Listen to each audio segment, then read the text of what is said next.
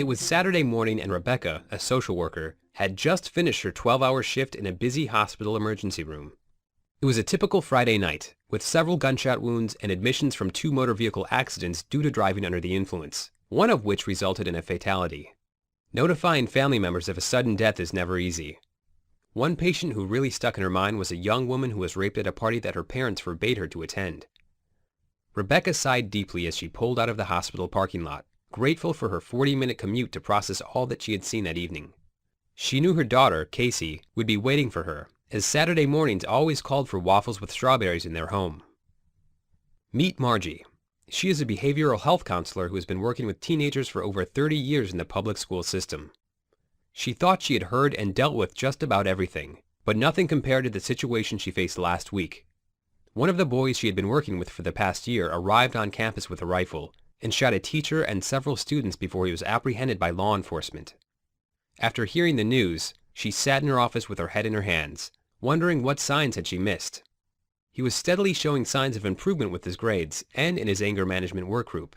What set him off? What did Margie miss? Could Margie have done something differently? Now meet Mario. He is a familiar face to all the nurses in the oncologist's office. He has undergone extensive chemotherapy and radiation after being diagnosed with testicular cancer a few years ago. Today, Kathy was the nurse that greeted him as she led him to one of the exam rooms for his annual follow-up. Mario was in high spirits because his college soccer team won their division, and they had just found out that they would be traveling to Brazil in a few weeks to play in an invitational tournament. Kathy dreaded the next few moments. She had already been debriefed by Dr. Gray that Mario's blood work and bone scan results were indicative of metastatic disease involving both his lungs and bones. Kathy waited until Dr. Gray exited the exam room before she went in to be with Mario. She listened to him as he voiced his anguish, and comforted him as he sobbed uncontrollably. All 3 of these scenarios are unfortunately all too familiar in today's healthcare environment.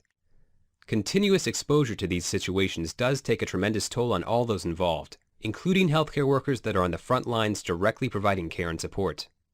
Many of us that elected a career in healthcare have a keen desire to help people.